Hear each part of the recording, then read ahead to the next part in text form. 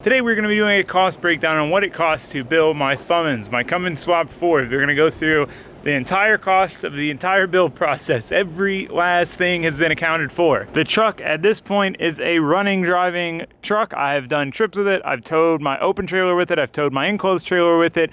It's a complete truck. There is stuff we're going to do down the road like wheels, and it needs a good detail and replacing some interior pieces, but it's a complete running, driving, ready to go truck at this point, and we're going to cover the cost up to this point. So before we get into the cost, I'm going to give you guys kind of a quick just breakdown of what the truck is, what's been done to it, etc. I won't go too crazy into detail. Might do a video later of a full breakdown of every single thing done to the truck, how it was done, etc. If you guys are interested in that, comment below, let me know. But for now, I just want to give you guys kind of a quick gist of what's been done to it. So the base, the truck itself, is a 2008 Ford F-350 dually 4-wheel drive. So this truck is a Lariat. I was very adamant on finding a fully loaded truck because the whole point of doing this build for me was to have a nice modern truck, all the creature comforts, all the bells and whistles, but without the complications of a modern V8 diesel engine. So I found this one, and you know, it's fully loaded. It's got power folding mirrors, it's got a sunroof, it's got sliding rear window, you know, instead of the split bench, it's got the separate center console, which is a thing I really like. I don't know, I'm big on interiors, so I really wanted to find a truck like this, and this is what we found. So paint wise, it needs again a detail, but the paint's actually in pretty good shape all the way around. The only real bad spot is the passenger door here. The clear coat is peeling. I don't know why just this door. Really, the paint's kind of peeling too. But everywhere else in the truck, definitely like a good detail, and I mean really just a good wash and she'll be looking good, but I live on a gravel driveway, so it's kind of hard to keep things clean. Other than that, the truck was in pretty decent shape. I did replace the front and rear bumpers. I replaced the headlights and the taillights just to upgrade them. And aesthetically, other than that, everything's pretty much the same as when I got it. So drivetrain wise, so we're using the stock Ford transmission, and we have a Common Rail Cummins, which I pulled out of this truck that I bought at auction. So I bought this truck wrecked from auction, running, driving, 4-wheel drive Dodge Ram 2500, pulled the engine out, pulled everything I needed off it, sold some parts off it, and obviously eventually I need to get rid of the rest. Now the reason for doing it this way is because I bought this truck for cheaper than I could find a bare long block for. And I got everything I needed because I didn't just need the bare engine. I needed the wiring harness, I needed the ECU, I needed things like that. And when you do have a parts truck like this, it's nice because you can scavenge parts off it. Oh, I need this fitting for here, I need this plug, I need this hose. You have a second truck to use parts from. I used the whole fan and fan clutch assembly off the engine. So all stuff you wouldn't get if you bought a bare engine from a salvage yard or whatever, and cheaper than buying just the bare long block. So I definitely say if you're gonna swap something, most of the time, buying a parts vehicle to take the engine out of is absolutely the way to go. So to get the engine in the truck, we used a DCS, Diesel Conversion Specialist swap kit. So their swap kit comes with really almost everything you need to do this swap. It's got an adapter plate to adapt the Cummins to the Ford transmission. It's got engine mounts. It's got wiring harness that integrates into the Ford. I mean, it's literally got everything you need to do this swap. We did get a little mixed up in the while you're there, so we've got Mishimoto intercooler, Mishimoto radiator, core support, trans cooler, degas bottle, their upgraded 6.4 intercooler piping, a mix of that and some universal stuff that we built to make our intercooler piping. While I had the cab off, I also upgraded to a redhead steering box because the box that was in it had a ton of play. I did all new steering components, tie rods, drag link, etc. SMB cab mounts while the body was off. We had to do an aftermarket lift pump because the factory Ford lift pump's too high of a pressure for the Cummins, so we have a Cummins lift pump kind of adapted to the Ford chassis and tank, and then some other things along the way like a hidden gooseneck hitch and things of that nature. So for engine tuning, we have a 6-position switch from Optimal Welding. So he sells this as like a kit. You get the switch and custom tunes for your truck. So it's got 6 tunes, and to put the tunes on the ECU, we had to use an HP tuner's device. So that's what we got done for tuning. The truck absolutely rips. He estimates that, you know, we're still on stock turbo, stock injectors. He estimates the truck should make between 500 and 550 horsepower. And I thought that was far-fetched at first, but after driving it, it definitely makes some power, man. It definitely makes some power. The goal was to have a truck that had, you know, somewhere near a newer 6.7 Ford truck power level without the complications of the 6.7 engine, and we're right there, it feels like, and I'm very, very happy with it. So that is the overview of the truck, the quick breakdown of the truck. So now let's get into the cost of everything. That's what everyone wants to know. So starting out with the base truck itself, the 08 Ford F-350. So I bought that truck for $6 grand. I was able to find one locally here in Florida. My search was a bit tougher because I was really set on a dually, because my old 7.3 Ford truck was a dually and it had 24s, and I absolutely loved the way that truck looked more than any other truck I've had, and I was dead set on getting a dually and doing semi wheels again. So that really limited my search. There was a ton of single wheel trucks for cheaper and better condition, but I did manage to find this one local for $6 grand. Next would be the parts truck. So the 05 Dodge Ram 4-wheel drive truck I bought from auction with auction fees for $37.50. The diesel conversion specialist swap kit is $5,202, and that's for the more comprehensive swap kit. And like I said, that kit, especially after compiling this list of stuff, is a lot more inclusive than I even realized. I've swapped a lot of vehicles, I've bought other swap kits, but this one is really a really solid swap kit. Came with good instructions. Like, I can't say enough about the swap kit itself. Like, really solid kit. Went with an aftermarket lift pump. It's usually a good upgrade on diesels for the added filtration anyway. So that was $639. Because I couldn't use the stock Ford return lines with the Cummins engine, there was no good way to do it because they ran through the factory lift pump filter assembly.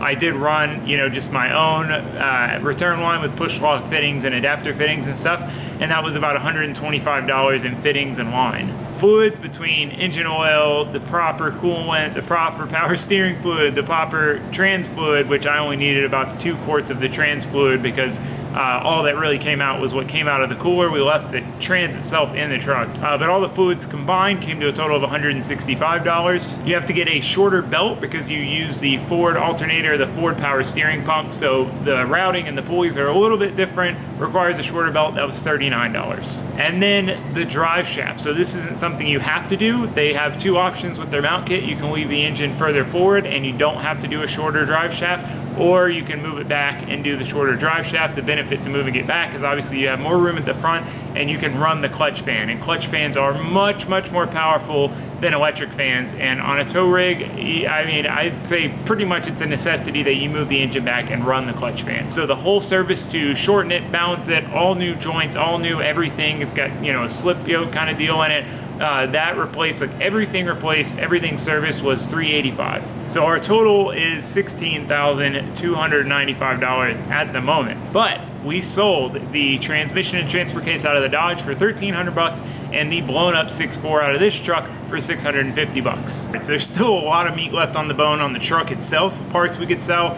We could definitely recoup a lot more money if we had the time to strip it down and sell all the parts or whatnot. But you subtract the $1,950 from the $16,295 and we get $14,345. So that's where we're at. That's where you would be at to build the truck, get it running and driving. But again, the while you're there's, we went a step further. So engine first, because I would say if you're gonna have the engine out, it's not a necessity to do this stuff, but I mean, I would think most people would wanna do this stuff while they have the engine out. So it's close to a necessity, right? So engine-wise, ARP head studs, $426. OEM head gasket and just full upper gasket kit, that was $447. Try to go with OEM parts if I can. You gotta think they lasted you 200,000 miles. They're probably pretty freaking good. So I try to stick with OEM parts. We also went with an OEM water pump. That was $187. I had to replace the drain plug, $26. Grid heater delete plate. Live in Florida, never gets really cold at all, $39. I used the diesel conversion specialist fuel filter delete plate because we went to the aftermarket lift pump. That was $80. I had to replace my turbo oil feed line. It was kind of cracked at the fitting. That was leaking, so that was $49. I had to get a new HP Tuners MPVI2 device to put the custom tunes from Optimal Welding on the Dodge ECU, and that was $395. And then his 6-position switch with the custom tunes and everything was $401. So the total for our Cummins engine refresh, rebuild, and tuning parts was $2,050. Now if we add that up, our running total now is $16,395. So basically selling the parts off the 2 trucks paid for refreshing the Cummins engine and tuning it. So now chassis stuff. So I was fortunate enough to have a lift when I did this, and I was able to pull the cab off when I did the swap, getting the 6.4 out, putting the 5.9 in, doing everything else. And honestly, if you can, that is the way to do this for sure. I mean, everything is so easy with the cab off. But Moral of the story is, while the cab was off, more while you're theirs, right? Well, while we're here. So the while you're theirs for the chassis. So we upgraded to a redhead steering box. The box that was in it had a bunch of play, and from what I've heard, the redhead steering boxes are a lot tighter. I think they take a remanufactured box and tune it up. I don't know. So far, it feels really good. The steering feels good. There's very little play. Definitely think that was a worthwhile upgrade. I did new outer tie rods. Those were $165. I did a new drag link. That was $92, and a drag linked end, which was $82. So I went with OEM Ford Motorcraft stuff where I could. If not, it's Moog. So tried to get really nice steering stuff. You know, it's not something you really want to cheap out on. I did a Bilstein steering stabilizer. That was $52. And then I did Fox 2.0 shocks all the way around, and that was $630. It was a little pricey, but you know, I wanted to try to make this thing ride as good as possible for long trips. It was really important to me. Another upgrade I did was S&B cab mounts. Those are $524. That's a polyurethane upgraded cab mount.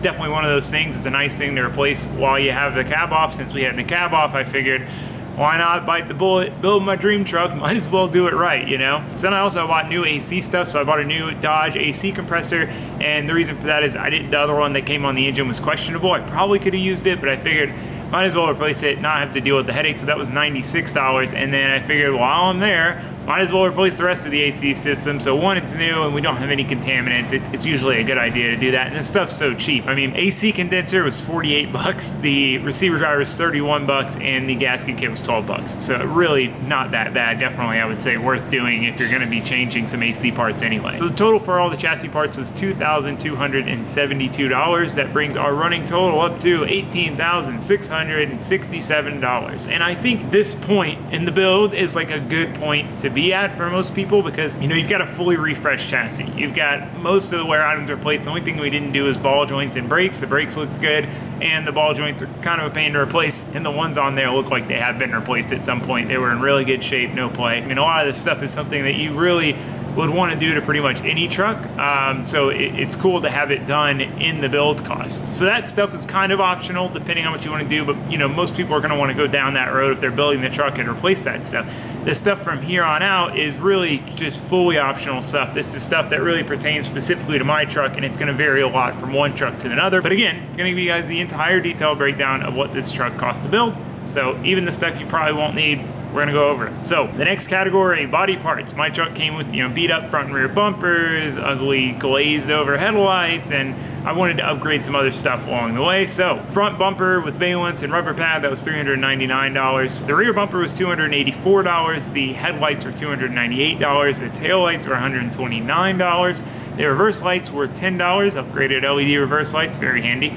And the LED fog light kit was $98, mounted in the factory location. Definitely worth it, they're super bright. So the body parts total is $1,218. That brings our running total up to $19,885, and that's with the body looking good, the chassis sorted, and the engine upgraded and sorted.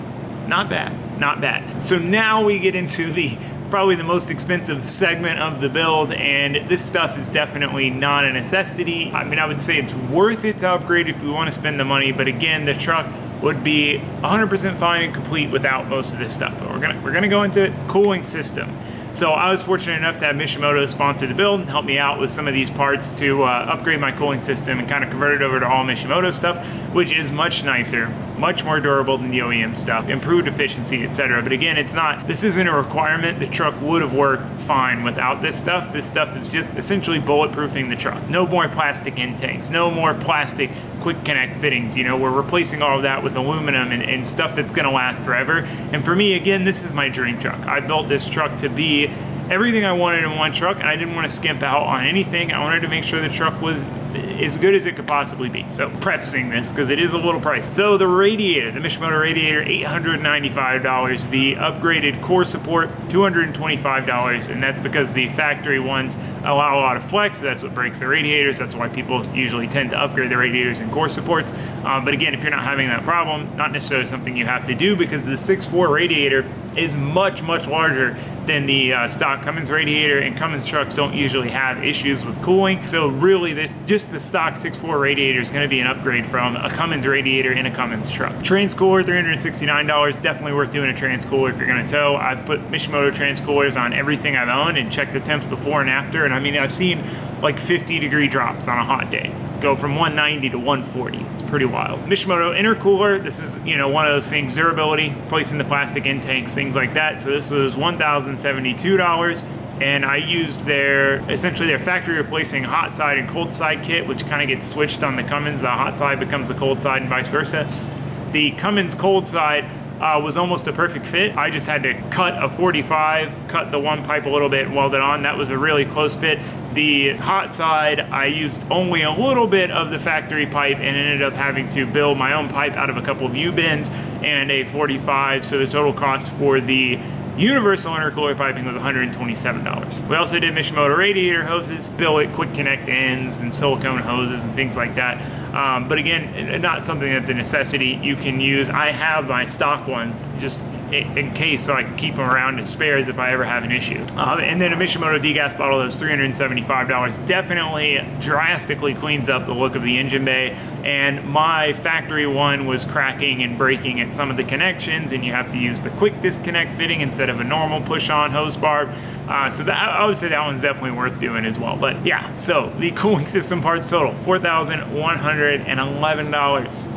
Definitely pricey, but again, future-proof in this truck. Just trying to make sure this thing is as stout as possible. And huge thanks to Mishimoto for working with us on this build. Like, it made such a big difference. And it's so nice to have such a stout cooling system. So now our running total is $23,996. So from here, it's really, really random parts. But again, we're covering the whole build cost. So we've got B&W hidden gooseneck hitch, that was $445. Obviously, you're not gonna need that if you're not towing a gooseneck. I'm towing a gooseneck, I need the hitch. Fuel sump, so this like bolts onto the bottom of the fuel tank and feeds the lift pumps. In hindsight, I would have just used the fittings and suction line that comes with the lift pump and not done it this way, but I did it, so that was $125. Batteries, probably usually a good idea to replace on a diesel truck. They require a lot of starting current. So the Walmart ones, I've had great luck with them, and it was like $160 for the pair of batteries with a 2 or 3 year warranty. Not bad, definitely worth doing. New keys and key fobs, I only got 1 key with it, no fobs, so I got 2 new keys, 2 key fobs. That was $160 as well. Regular hitch for the bumper pull trailer, $118. Windshield replacement, mine came cracked at $220. Cruise control servos, the servos $96. And then the relay for the PCM. So my truck came with no PCM relay, and I spent 2-3 weeks trying to figure out why the truck wouldn't crank. It seemed like everything was working, it just wouldn't crank and wouldn't connect to a code reader and yada yada. PCM relay was missing. So that was $32 from Ford. So random parts total, $1,356. That brings our total to $25,352. Now, again, that seems like a lot, but I think the best way to look at this is to take it back to the $18,667 parts total, because again, that's a refreshed, tuned engine, studded, everything, like completely refreshed with upgrades, with tuning, everything. And then that's a refreshed and upgraded chassis with an upgraded steering box, upgraded shocks, upgraded cab mounts, and, you know, basically replacements for most of the wear items. So really you're ending up at that price level with essentially a new truck. You know, not a new truck, but as close to a new truck as you're gonna get, with upgrades that would be good to do to any truck. So, I mean, I think that's kind of really the best price point to look at it at. You could also go back to $14,345. That would be kind of doing it bare bones, not refreshing the engine while it's out, not, you know, replacing anything on the chassis while you have it apart, you know. And I mean, for some people, maybe they find a chassis that already has this stuff replaced. Maybe they find a Cummins truck that's already got head gasket, head studs, bigger injectors, whatever. So, you know, it really can vary, but that's pretty much like the bottom dollar, and you could shave some more off of that selling more stuff off the parts truck. Really not bad. Really not as bad as I thought it would be. Fully loaded truck with every single option, nice, modern, comfortable, new, a reliable Cummins engine making solid power. I mean, for me, there's nothing more I want in a truck. It was literally the perfect truck for me. I mean, which is obviously why I took the time to build it. You know, yes, you can get comparable stuff for the same money, but to me, for what I want, this is still by far the best option.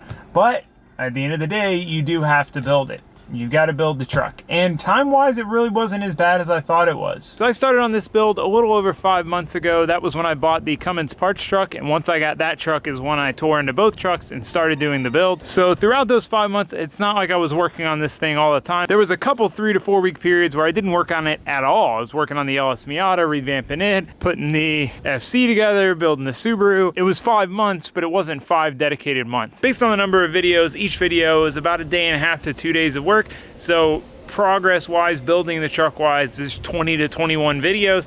So roughly 40 to 45 days of work. So a month and a half of work, really not as bad as I thought it would be. And that was taking my time, really going through everything, double checking things, you know, got the wrong parts, getting the right parts. That was pulling both trucks apart, that refreshing, head gasket, head studding the Cummins engine, you know, that's everything.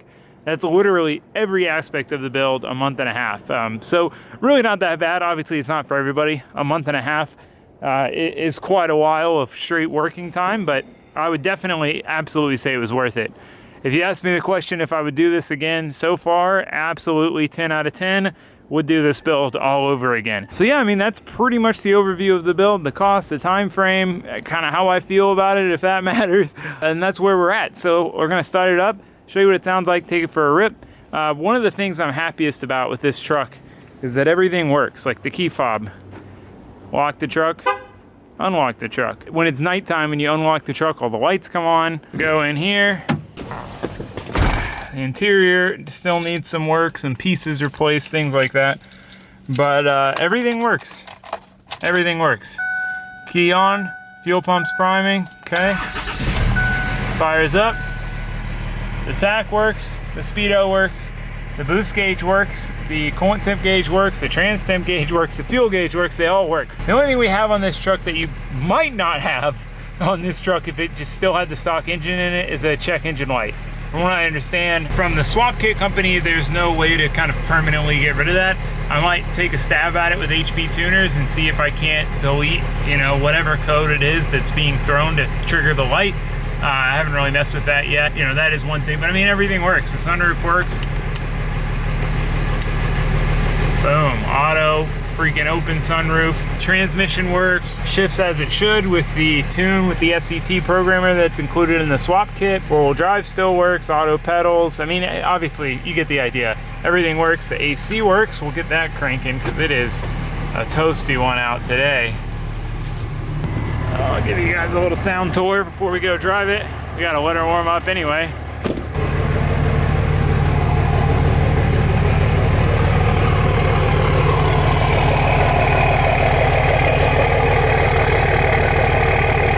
So for exhaust, it's still got pretty much the whole exhaust that came on the truck. There's no DEF system, so I'm assuming it's like an aftermarket, you know, DPF delete kit, but it does have a stock Ford muffler. Otherwise, it's 4-inch, and then I have part Cummins downpipe, which I then welded to what seemed to be an aftermarket Ford downpipe. It's basically a straight-through 4-inch exhaust with a kind of what looks like a straight-through muffler at the back. And it sounds good. It's loud enough to where you hear it, but it's not so loud that it's obnoxious. And then engine noise, obviously sounds like any diesel. One of the many benefits to going with the Common Rail Cummins was it being a modern diesel. It's not so noisy.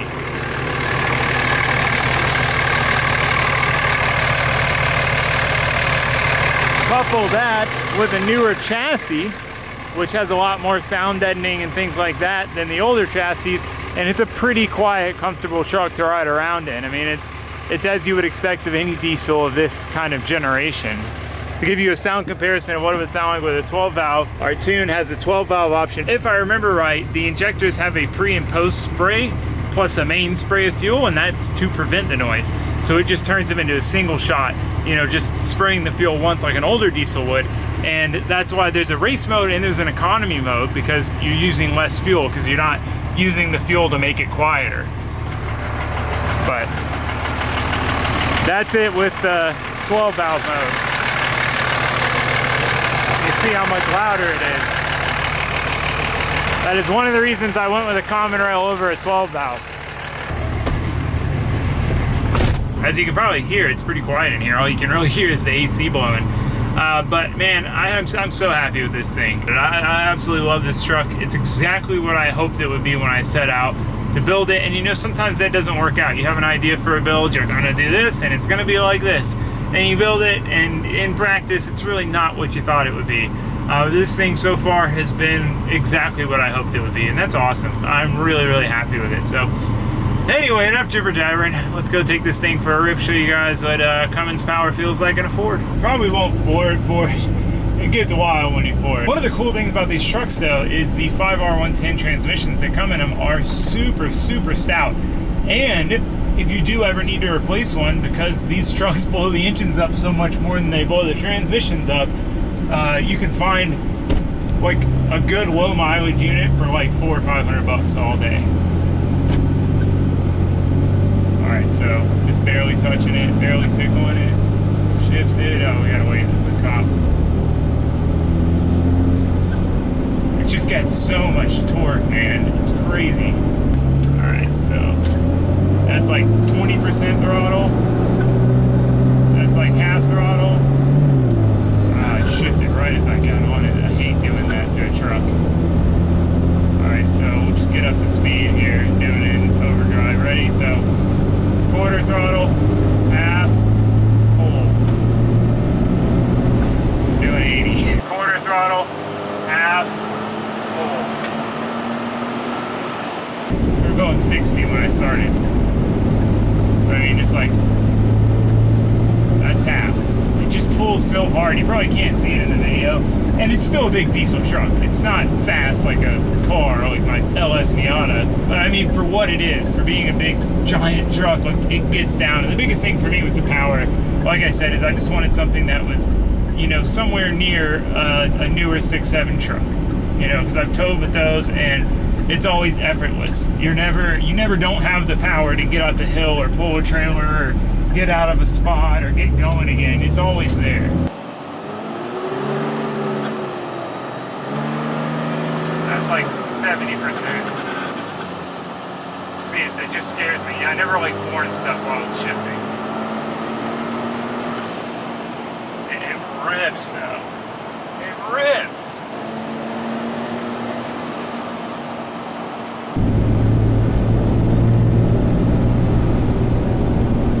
It's just crazy that a big truck can move like this. And it is a different sensation, the pull of a diesel truck like this versus a car.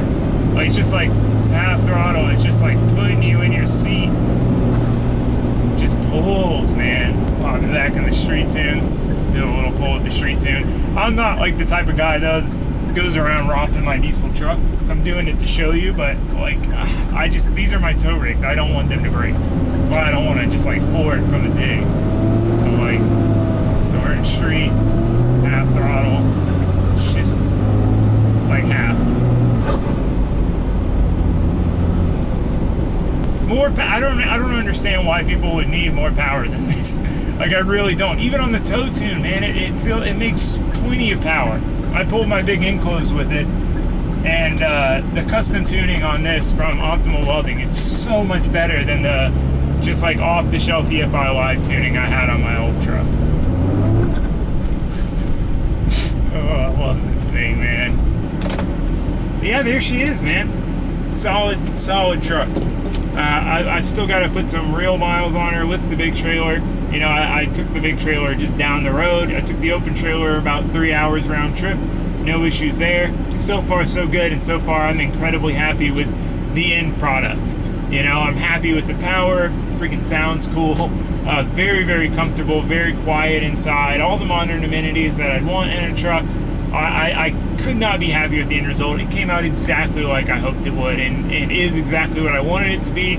And like I said, I would absolutely do it again in a freaking heartbeat, man. Absolutely do it again. I love this truck. So that pretty much covers the Cummins build, cost overview, kind of a basic build overview. I hope you guys enjoyed it. If you did, give it a thumbs up if you want. If not, that's okay too.